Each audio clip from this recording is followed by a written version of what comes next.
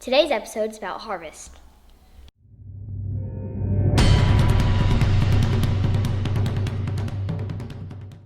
Okay, guys, welcome back to Community Development, a small web series I'm doing all about different housing developments in our community of North Texas. It's just a little informative session, so you could check out, see what we got going on. If you like it, you can buy one from me, or just go check them out, whatever you want to do.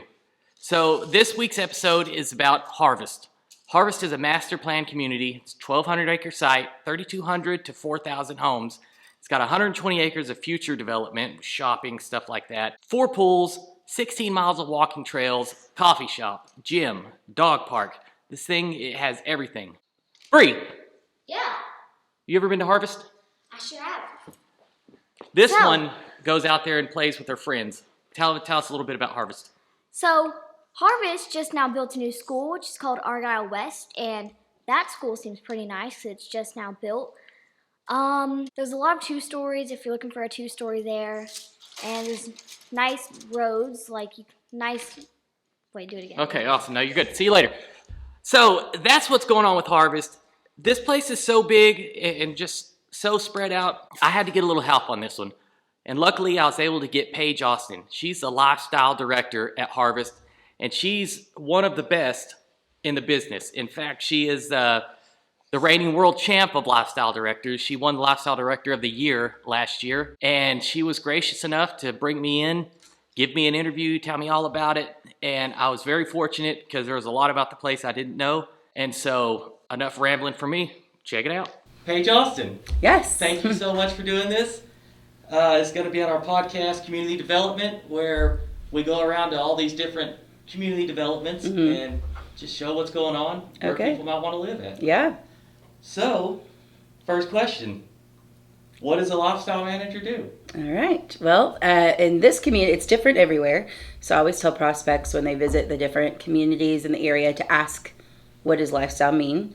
Because it's just a word that's getting thrown around a lot in the industry. And so for here, lifestyle is building that community. It's connecting neighbors to neighbors. I know all the neighbors for the most part. I mean, cool.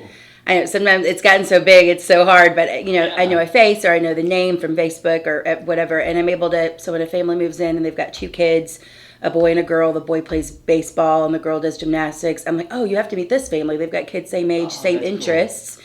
And I'm able to connect them. So I'm a connector of people. I do all the social media. I'll share their stories so that people can feel like they know. I make a big community small is basically what I do. That's awesome. And then I plan events. I mean, events is like the last thing that I do. Yeah. That's the littlest thing that I do, even though that's the most visible. And that's what people think of when they think of lifestyle. They think, oh, you're the event planner. There's so much more that goes into lifestyle. It's developing the relationships. It's being part of the family's lives. Like, I'm part of the community, but I don't live here. I go to the baseball games and the football games and the cheer comps, and I'm an active part of their lives so that I can know them and help them meet their neighbors. That's so cool. Mm-hmm. So that's what they mean by fostering a sense of community. Yes. You do that. That's right. And it's not something you can just throw an event and it just happens. You have to kind of like government programs, top down doesn't work. It's the grassroots up. Yeah. And so when we first started here, I had 100 homes. And I mean, I did the yoga, I ran, I did the Camp Gladiator with them. I went to every single event. I went to every party. I stayed the whole time because you have to walk the walk if you want others to kind of embrace that culture of community. So, yeah. But how did you become a lifestyle director? Man, it just landed in my lap. Did it really? Yeah, it was really funny. I moved here from Washington, D.C., and I worked in PR, and I did lots of community relations and event planning. That's my background. And I was looking for a new job, and my friend's mom is the head of my company now, and so they're like, well, there's a lifestyle position. I'm like, what is a lifestyle position? Right. And they sent me the job application, and all my friends are like, did they just write this job for you? Like it's for you. Yeah, because I love people, and it's very people oriented, and yeah, so it was like literally written for my personality. That's awesome. So this job is using all my natural giftings. So it doesn't feel like it's work. It just feels like I'm getting paid to be me. Right. So that's why, you're the reigning lifestyle director of the year, right? So that makes sense. When did you start at Harvest, I guess, in the very beginning? Well, I'm actually the 4th person in this job. Are you really? They went through like 3 other people within a year. Because the vision, Hillwood had a great vision for this community, and they wanted this kind of lifestyle. but it's never really been done before. Mainly because they footed my bill for the first, because there was no homes to supplement the HOA, right? Yeah. And so a lot of it comes out of the developer's pocket. And so they were hoping that the ROI would be home sales, and they've seen it has. Yeah. And so the first 3 people, I think, just had the traditional approach to events in a community, right? Yeah, let's just throw some events on. Yeah, exactly. Not really invest in the people and invest in and create the culture and create ambassadors of the culture so that they can help reach other people. Like that's what I do. Yeah. The best analogy is kind of like a church plant, right? You have a pastor who's dynamic. Yeah. You have to have a dynamic pastor. You have to have someone who can cast the vision of what he wants his church to be, what the message is. He can't just talk about it, he has to walk it too. He's got to be in the Bible studies. He's got to, and so that's kind of what this person is. It's that vision caster. It's the leader. And so I think the first 3 people were just kind of had the same mentality as what it's always been. And since I'm not from this field, I brought a whole different perspective. Yeah, they told me what the job was. They casted that vision to me, and I'm like, how do I make this happen? And then it just kind of happened. Made it happen. Yeah, and the ROI has been great. Like, we don't do, another thing that sets us apart is a lot of big communities, developer-controlled communities, they'll do big events, right? And they'll invite the public. They'll put it in the radio and TV because they want people to come to the community, see what it's like, and buy a home. Yeah. I've never done a public-facing event. Never. It's all internal. Yeah. All your now, sure, people come and they invite their friends from other places or whatever. Or if we do something like the Turkey Trot, which benefits the schools, that's an open event because it's a public race. But any event that I'm using HOA dollars for, it's all HOA. It's all HOA. And so it's people here who are excited about living here who are telling their friends, you got to come be my neighbor. We just did our Jingle Mingle party on Saturday. Yeah, Saturday. And people are sharing the posts going, oh my gosh, there's 2 lots next to me. Come be my neighbor. Like, come cool. live here. So our residents are the salespeople, really. Yeah, that's great, man. So y'all actually support the schools out here. Oh, yeah. We have 2 on site. Yep. Yeah, so the Turkey Trot, things like that, y'all are giving back to the schools. Yes. I mean, we have our philanthropy is the North Texas Food Bank. So everything we do benefits the food bank. We have a farm. We have a raised garden bed. We got 5 plots that homeowners grow food, and we donate fresh produce to the food bank. Oh, that's awesome. Because fresh produce is really hard to come by these days. And so I think last year we did 1,900 pounds of fresh produce. Whoa. Just from our garden. That's crazy. Our teen council, they do Hoops for Hunger. They donate all that food, all the money to the North Texas Food Bank. So our Turkey Trot benefits our food bank, but also when you register for the race, you can allot $1 to go to the Argyle ISD or Northwest ISD. Okay. And so we partner with the schools in that way. That is great. Mm-hmm. Yeah. So that's what you get in a master plan community. And this is a master plan community, different from a regular subdivision. Yes. And so that's what you get. Yeah. So what do y'all have coming up? Oh my goodness. Well, so December, this obviously looks different because of COVID. We're kind of restricted and we want to make sure we keep our people safe. I bring food trucks here every day.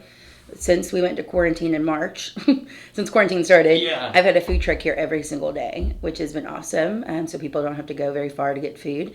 We've got waffle truck coming and Santa again, an ugly sweater happy hour, socially distanced outside, sort of thing. Yeah, so just trying to make lemonade out of lemons here. Yeah, for sure. But keep people connected as much as we can. Yeah, that's awesome. It seems like you're doing a great job. Thanks. It's been a challenging year, but it's been fun. Yeah, everybody's kind of figuring out how to navigate through this whole thing.